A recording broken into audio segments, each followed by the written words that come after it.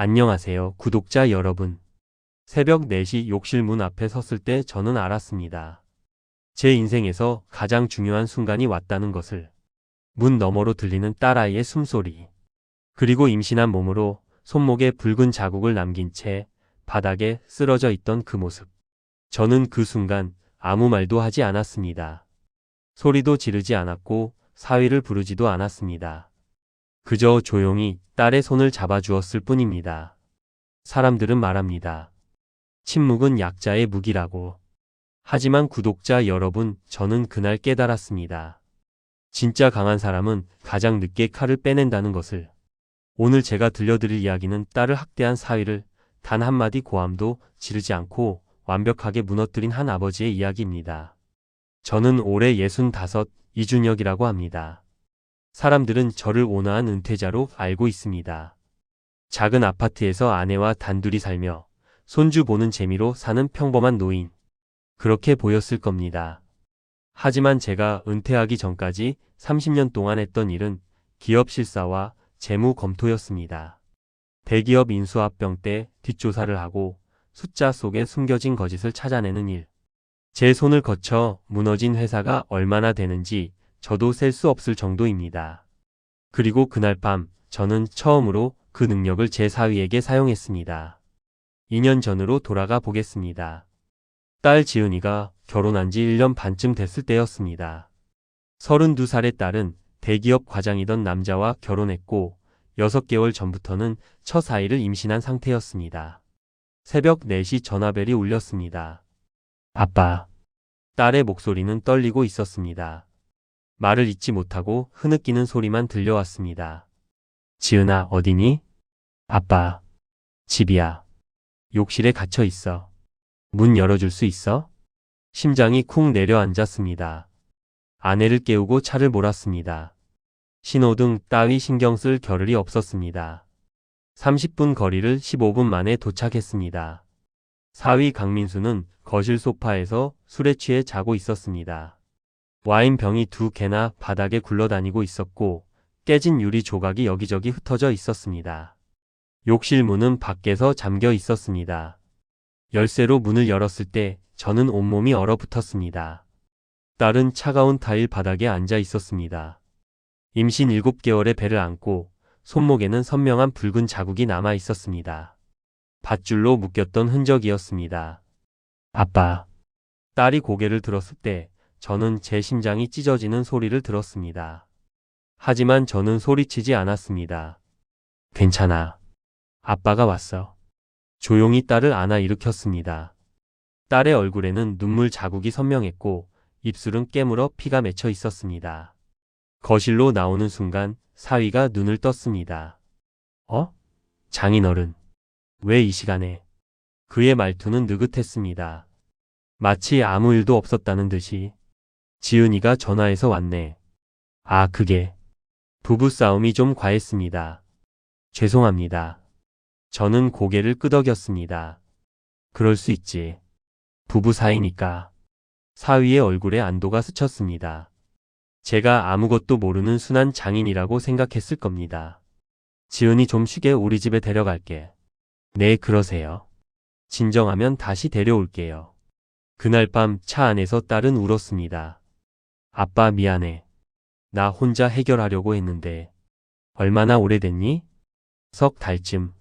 처음엔 그냥 화내는 정도였는데 점점 등골이 오싹했습니다. 석 달. 제 딸이 3달 동안 지옥에서 살고 있었는데 저는 까맣게 몰랐습니다. 다음 날 저는 딸을 병원에 데려갔습니다. 의사는 조심스럽게 물었습니다. 신고하시겠습니까? 흔적이 명확합니다. 딸이 제 손을 꽉 잡았습니다. 아빠, 안 돼. 아기 아빠인데. 그리고 신고하면 회사에서도 알게 될 거야. 저는 의사를 보며 고개를 저었습니다. 괜찮습니다. 저희가 알아서 처리하겠습니다. 그날 밤부터 저는 움직이기 시작했습니다. 하지만 누구에게도 말하지 않았습니다. 전화도 걸지 않았고 사위를 만나지도 않았습니다. 제 서재에는 은퇴하면서 가져온 오래된 파일들이 있었습니다. 30년간 검토했던 회사들의 기록. 그 중에는 사위가 다니는 회사도 있었습니다. 강민수, 대기업 과장, 연봉 8천만 원. 겉으로 보기엔 괜찮은 사위였습니다. 하지만 제가 찾기 시작한 건 숫자 뒤에 숨겨진 진실이었습니다. 먼저 사위의 학력을 확인했습니다. 명문대 졸업, 해외 연수 경험. 모두 사실이었습니다. 그 다음은 회사 내 평판. 여기서 첫 번째 실마리를 찾았습니다. 3년 전 회사 내부 감사에서 적발된 횡령 의혹. 200만 원 규모의 법인카드 사적 사용. 경고 조치로 마무리됐지만 기록은 남아 있었습니다. 그리고 더 깊이 파고들었습니다. 2년 전 협력업체와의 계약 과정에서 의심스러운 거래. 5천만 원 규모의 리베이트 정황. 증거는 불충분했지만 흔적은 있었습니다. 구독자 여러분, 제가 30년간 배운 게 있다면 이겁니다. 숫자는 거짓말을 하지 않는다는 것. 그리고 한번 거짓말한 사람은 반드시 또 거짓말을 한다는 것. 저는 조용히 그 흔적들을 모으기 시작했습니다. 일주일 후 사위가 저희 집을 찾아왔습니다. 장인어른 죄송합니다. 그날은 제가 술을 너무 많이 마셔서. 괜찮네. 다 지나간 일이야. 장인어른은 이해심이 많으시네요. 요즘 부모들은 다 경찰 신고하고 난리인데. 저는 차를 따르며 웃었습니다. 나이 먹으면 다 이해하게 되지. 부부싸움은 칼로 물베기라고. 사위는 완전히 안심한 표정이었습니다. 역시 장인어른. 지은이는 좀 예민해서. 임신하면 다 그렇잖아요. 그 순간 저는 깨달았습니다. 이 사람은 자신이 한 일이 잘못이라고 생각하지 않는다는 것을. 민수야, 요즘 회사는 어때?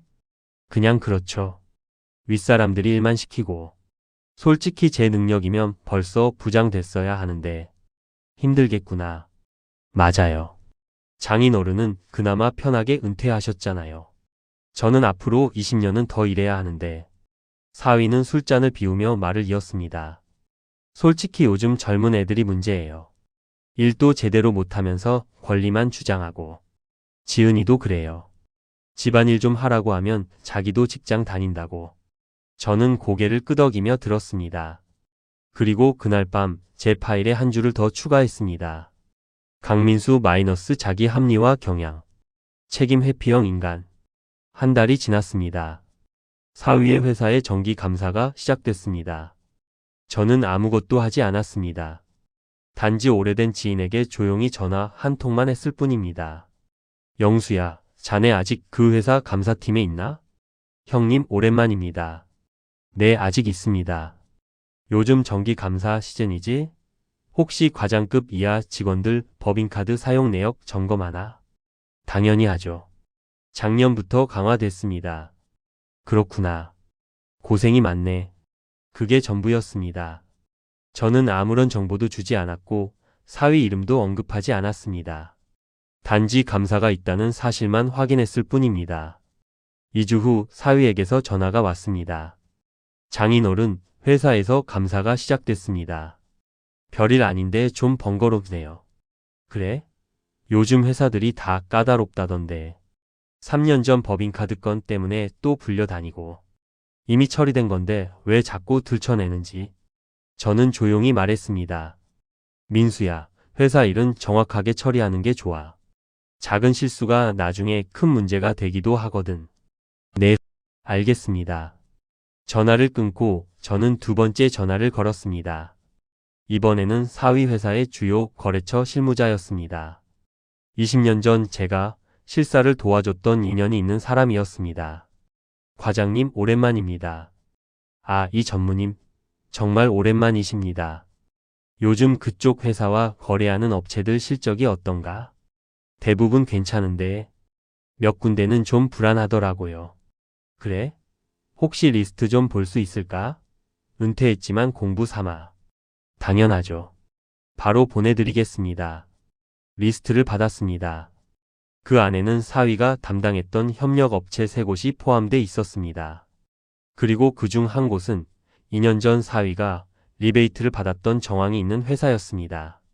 저는 아무것도 하지 않았습니다. 단지 그 리스트가 자연스럽게 감사팀으로 흘러가도록 몇 개의 전화만 더 걸었을 뿐입니다.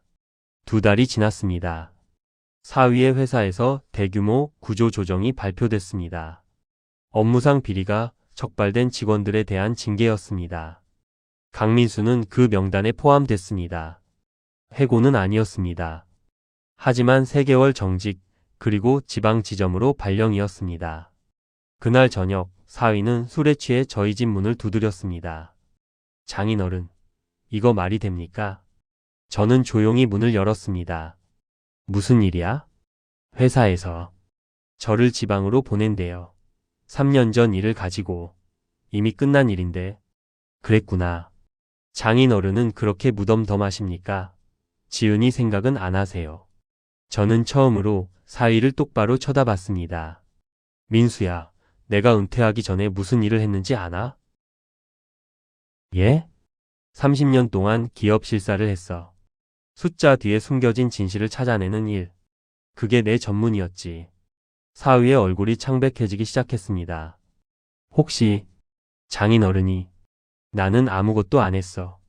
단지 내가 한 일들이 자연스럽게 드러나도록 길만 열어줬을 뿐이야. 이게 무슨... 저는 서재에서 파일을 꺼내왔습니다. 3년 전 법인카드 사적 사용, 2년 전 협력업체 리베이트 의혹, 그리고 너희 부서에서 있었던 크고 작은 일들. 내가 조사한 게 아니야. 이미 다 기록으로 남아 있었어. 단지 아무도 자세히 보지 않았을 뿐이지. 장인어른, 제발. 그런데 말이야, 민수야. 저는 파일을 책상 위에 놓으며 말했습니다. 이 모든 게 내 회사 문제라면 나는 신경 안 썼을 거야. 아무리 사위라도 남의 회사 일에 끼어들 생각은 없었거든. 저는 사위의 눈을 똑바로 봤습니다. 그런데 넌 내 딸을, 임신한 딸을 욕실에 가뒀어. 손목을 묶고 차가운 바닥에 세워뒀지. 그건 제가 술을 마셔서. 변명하지 마.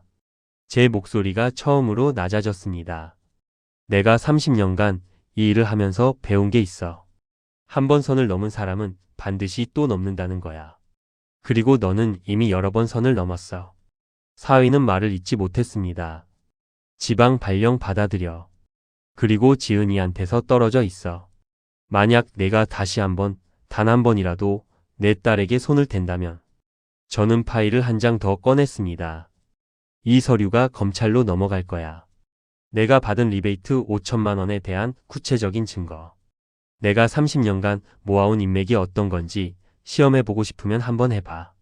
사위는 그 자리에서 무너졌습니다. 그로부터 1년이 지났습니다. 딸은 건강한 아들을 낳았고 이혼 절차를 시작했습니다. 사위는 지방에서 조용히 지내고 있습니다. 저를 다시 찾아온 적은 없습니다. 어제 딸이 물었습니다. 아빠, 그날 왜 바로 화내지 않았어? 경찰 불러도 됐잖아. 저는 손주를 안으며 말했습니다. 지은아, 화는 누구나 낼 수 있어.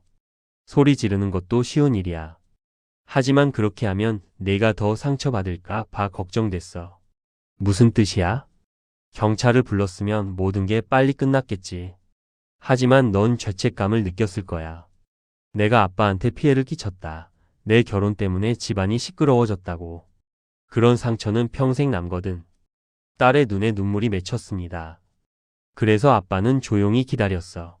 내가 정말 안전해질 때까지. 그리고 그 사람이 스스로 무너질 때까지. 구독자 여러분, 저는 그날 깨달았습니다. 진짜 강한 사람은 큰 소리 내는 사람이 아니라 가장 정확한 순간을 기다릴 줄 아는 사람이라는 것을. 침묵은 약자의 무기가 아닙니다. 침묵은 가장 늦게 꺼내는 가장 강한 무기입니다. 그리고 아버지는 딸 앞에서 끝까지 소리치지 않아야 한다는 것을. 오늘의 이야기가 의미 있으셨다면 좋아요와 구독 부탁드립니다. 여러분의 응원이 더 좋은 이야기를 전하는 큰 힘이 됩니다. 감사합니다.